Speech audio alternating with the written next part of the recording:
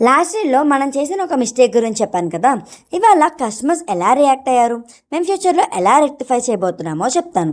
First customer Sushmita గారి పార్సల్లో 2 clips miss అయింది. ఇంకొక కస్టమర్ పూజిత గారి పార్సల్లో కూడా ఒక ప్రోడక్ట్ మిస్ అయింది.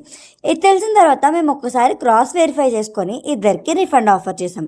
అసలు మిస్టేక్ ఎలా జరిగిందంటే, మల్టిపుల్ ఆర్డర్స్ రావడం వల్ల మేము సైమిల్టేనియస్గా ప్యాక్ చేసాం. ప్రోడక్ట్స్ అన్నీ అరేంజ్ చేసి వీడియో తీసి కస్టమర్ కన్ఫర్మేషన్ తర్వాతనే ప్యాక్ చేస్తాం. ఇలా ఆ కన్ఫర్మేషన్ గ్యాప్లో కన్ఫ్యూజన్ క్లియర్ అయ్యి ఈ మిస్టేక్ జరిగింది. నెక్స్ట్ టైం నుండి only 1 order at a time pack చేయాలి అని ఫిక్స్ అయ్యాం. ఇలా మిస్టేక్స్ రిపీట్ అవ్వకుండా ప్రాసెస్ మార్చుకున్నాం. మిస్టేక్స్ ఎవరికైనా జరగచ్చు, కానీ వాటిని ఎలా యాక్సెప్ట్ చేస్తాం, ఎలా రెక్టిఫై చేస్తాము అనేది ఇంపార్టెంట్.